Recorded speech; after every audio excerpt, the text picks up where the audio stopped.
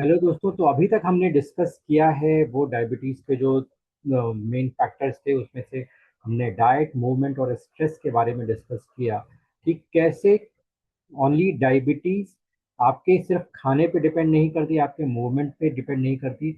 Stress अपने आप में एक बहुत बड़ा फैक्टर होता है, जिसकी वजह से आपकी ओवरऑल जो बॉडी की साइकिल्स हैं वो डिसाइड करते हैं कि कब करना है, क्या करना है, कैसे करना है।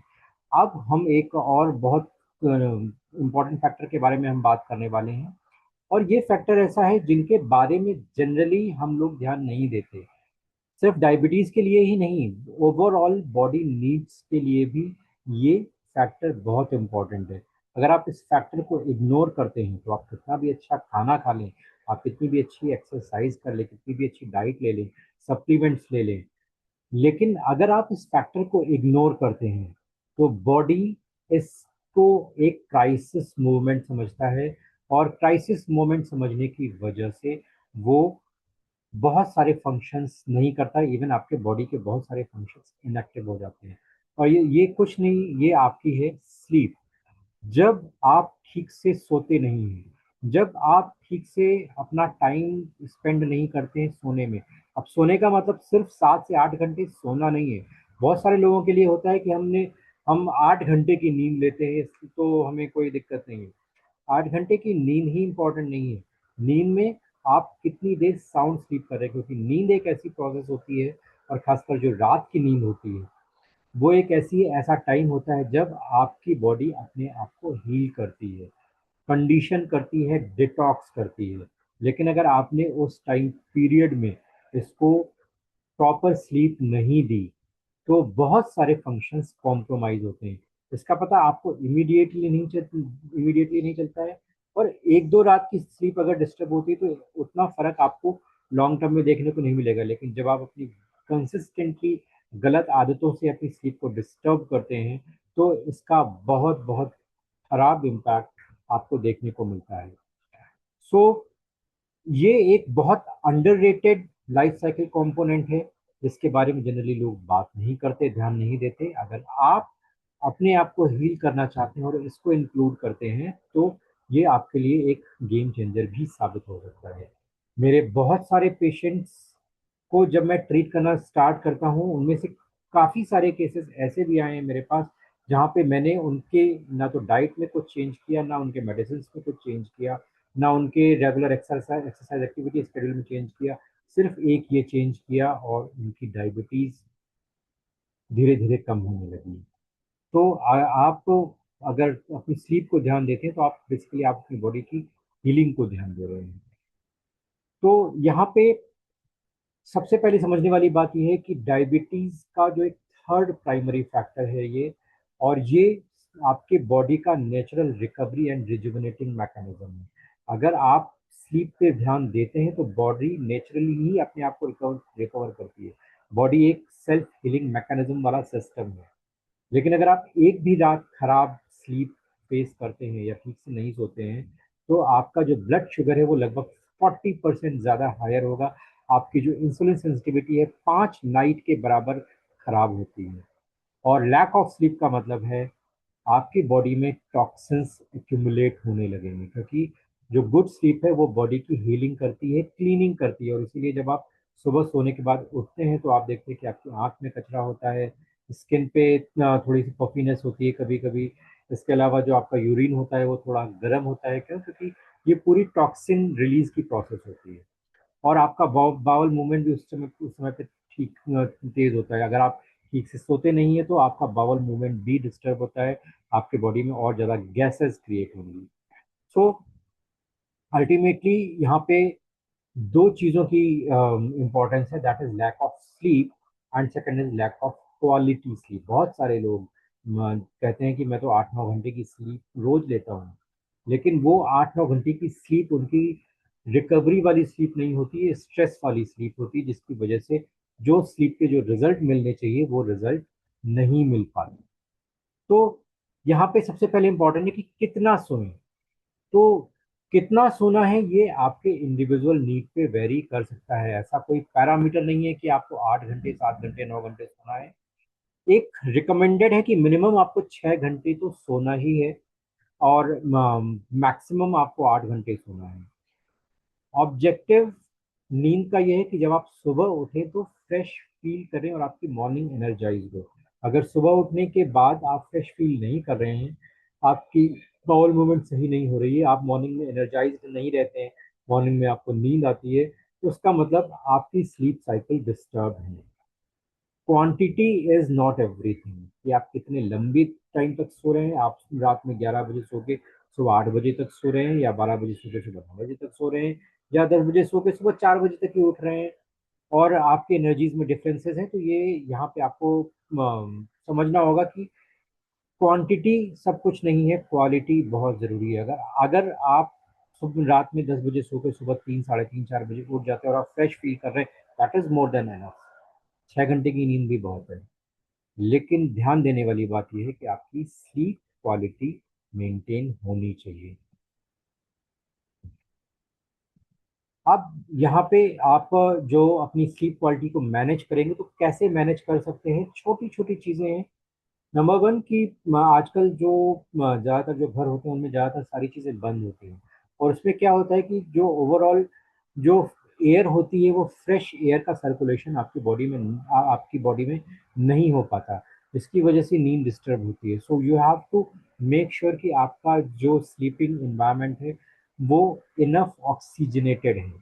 तो जब आपके रूम में फ्रेश एयर का सर्कुलेशन बना रहता है, तो आपकी नींद अपने आप बेहतर हो जाती है। आप जितना भी इन्वायरमेंट है उसको कंपैरेटिवली बॉडी से कूल रखने की कोशिश करें। आपकी बॉडी का टेम्परेचर 35, जनरल टेम्परेचर 37 होता है, रात में ये थोड़ा सा नीचे आता है, 35, 34 तक भी आ जाता है। तो आपको कोशिश ये करनी है कि आपको इससे कम टेम्परेचर रखना है। तो कम टेम्परेचर का मतलब है कि आप आइडियली अगर अपनी रूम का टेम्परेचर 25 to 28 डिग्री के बीच में रखते हैं, so that is the ideal environment. अगर आप 25 से नीचे लेके जाएंगे, जैसे बहुत लोगों की एसी की आदत होती है, तो वो 20 या 22 पे एसी चला के रखते हैं। अगर इससे ज़्यादा आप लेके आएंगे, तो वो आपकी बॉडी से जो वाटर है वो एब्जॉर्ब करेगा, आप अगेन थके हुए फील करेंगे। तो इसलिए आपको कोशिश ये करनी है कि 25 से 28 के बीच में आप अपने रूम का टेम्परेचर रखिए। That is an ideal environment for sleeping. अपनी अपने रूम में मिनिमम लाइट होनी चाहिए। आपकी मिनिमम लाइट से आपकी जो स्लीप पैटर्न है वो बेहतर हो जाएंगे। और जितने भी आपके इलेक्ट्रॉनिक डिवाइसेस हैं जिनको आप यूज़ करते हैं, कोशिश करें कि उनको अपनी बॉडी से कम 2 मीटर की दूरी पे रखें। इससे उसके जो रेडिएशंस हैं वो आपको डिस्टर्ब कम कर पाएंगे। बेस्ट है कि आप जिस रूम में सो रहे हैं उस रूम में कोई रेडिएशन नहीं होना चाहिए। लेकिन अगर ये पॉसिबल नहीं है, तो आप कम से कम 2 मीटर की डिस्टेंस बना के रखें, जिससे रेडिएशन का इफेक्ट मिनिमम हो। और इसके अलावा आप कोशिश करें अपने हाई क्वालिटी मैट्रेस में इन्वेस्ट करें, जो जिसमें आप आराम से सो पाएँ। ऐसा नहीं कि जो उसका जो मटेरियल है वो इधर उधर जा रहा है, तो गैप्स हैं, और गैप्स की वजह से आपकी नींद बार बार टूट सकती है। सोने से पहले कोशिश करें कुछ बेड टाइम रिचुअल बनाएं। तो उसमें सबसे बड़ी चीज़, सबसे इम्पोर्टेंट चीज़ ये है कि अपना जो मोबाइल फ़ोन है उसकी एक्टिविटी कम से कम सोने से 1 घंटे पहले आप कम कर दें। उससे क्या होगा कि आपकी बॉडी में नेचुरल जो हार्मोन का रिलीज है वो स्टार्ट हो जाएगा अपने टाइम पे। जब आप रेगुलर सोने के टाइम तक मोबाइल देखते रहते हैं, तो उससे क्या होता है कि आपकी बॉडी में जो मेलाटोनिन का रिलीज है वो प्रॉपर नहीं होता, और फिर आपको नींद आने में देर लगती है। तो अपना एक बेड टाइम रिचुअल डालें। 1 घंटे पहले मोबाइल फ़ोन से डेटा ऑफ कर दें, वाईफाई ऑफ कर दें, ब्लूटूथ ऑफ कर दें, और कोशिश करें कुछ जर्नलिंग करने की, कुछ रीडिंग करने की, मेडिटेशन करने की। ये अगर आप करते हैं, तो आपकी जो बॉडी है वो अपने आप को स्लो डाउन करने लगती है। जैसे ही बॉडी स्लो डाउन होगी, बॉडी अपने आप टेम्परेचर गिराने लगेगी। जैसे ही टेम्परेचर गिरेगा, आप इंटरनल टेम्परेचर गिरेगा, तो आपकी बॉडी नेचुरली मेलाटोनिन रिलीज करना स्टार्ट कर देगी, और अम, अब आपकी जो ओवरऑल प्रोसेस है वो बेहतर हो जाएगी। कोशिश करें कि बेड से 3 घंटे पहले कोई स्टिमुलेंट एक्टिविटी ना करें। स्टिमुलेंट एक्टिविटी का मतलब है कि बहुत सारे लोगों को मैंने देखा है कि रात को जिम जाते हैं, और जिम जाने के बाद फिर वापस आते हैं, और फिर उनका सोने का टाइम होता है। ये कोशिश, अगर आप रात में 10 बजे सो रहे हैं तो कोशिश करें कि शाम को रात 6 बजे तक आप अपना जिम कंप्लीट कर लें, जिससे जो स्टिमुलेंट हैं वो अपने आप कम हो जाएंगे। जिम एक एक्टिविटी, एक एनर्जी वाली वाली प्रोसेस है। तो एनर्जी वाली प्रोसेस की वजह से आपके जो हॉर्मोन्स होते हैं वो कोलाइड कर सकते हैं। तो कोशिश करें कि कोई ऐसी स्टिमुलेंट एक्टिविटी ना करें। कभी कभार हो सकता है, लेकिन डेली इसको प्रैक्टिस में ना डालें। और कोशिश करें कि आप अपना कैफीन शाम को 5 बजे के बाद चाय या कॉफ़ी बिल्कुल भी अवॉइड करें, not even green tea. Green tea आपको लेनी है, आप दोपहर में लें। इससे आप देखेंगे कि आपकी क्वालिटी, स्लीप की क्वालिटी इंप्रूव हो जाएगी। अपना जो भी आपको खाना है वो बेड से 3 घंटे पहले खा लें। इससे होगा ये कि आपका जो खाना है वो डाइजेस्ट हो चुका होगा। शाम को बहुत ज़्यादा पानी ना पिए। शाम को बहुत ज़्यादा पानी पीने पे क्या होता है कि आपकी जो डाइजेशन है वो डिस्टर्ब होने लगती है। और इसकी वजह से रात को आप जब आप सोने जाएंगे तो आपको 2-3 बार फिर अगर वॉशरूम जाना पड़ गया तो आपकी नींद डेफिनेटली बहुत ज़्यादा डिस्टर्ब होने वाली है। अपनी जो स्लीप सराउंडिंग है उसको ऑप्टिमाइज करें। और जब सोना स्टार्ट करें तो लेफ्ट साइड में सोएं। अगर आप ये सारे स्टेप फॉलो करते हैं, अपनी स्लीप हाइजीन को मेंटेन करते हैं, तो बहुत आसान है कि आपकी बहुत पॉसिबिलिटी आपकी स्लीप साउंड स्लीप होगी, हीलिंग वाली स्लीप होगी, स्ट्रेसफुल स्लीप नहीं होगी। अब फाइनल थॉट ऑन स्लीप की, स्लीप आपके लिए उतनी ही इम्पोर्टेंट है जितना आपके लिए खाना इम्पोर्टेंट है। दोनों एक दूसरे के रिप्लेसमेंट नहीं है, दोनों एक दूसरे के लिए कॉम्प्लीमेंट्री हैं। अपनी बॉडी की नीड की रेस्पेक्ट करें। अगर आपको नींद आ रही है तो कोशिश करें कि आप जाके सो जाएं। अगर आप दिन में भी कभी थक जाते हैं, नींद आती है, तो आप 15-20 मिनट की नैप लेने में जरा भी झिझक नहीं होनी चाहिए आपको। ये आपकी बॉडी की कुछ नीड है, वो बॉडी डिमांड कर रही है, तो आप उसको थोड़ी देर के लिए जरूर दें। जब आप अपनी बॉडी की नीड को सपोर्ट करते हैं तो आपकी बॉडी भी आपको सपोर्ट करती है। स्लीप, बेटर स्लीप आपकी कॉन्शियसनेस को इंक्रीज करती है। और इसकी इससे आपके दिन के बहुत सारे फंक्शंस बेहतर हो जाते हैं, बॉडी के बहुत सारे फंक्शंस बेहतर हो जाते हैं, हार्मोनल बैलेंस सही होने लगता है। और कोशिश करें कि रात में आप 10 से 11 बजे के बीच में सो जाएं। ये आइडियल टाइम है, 11 बजे से ऊपर आपको नहीं जाना है। वॉट एवर सर्कमस्टेंसेज में भी कोशिश करें 10 से 11 के बीच में सो जाएं।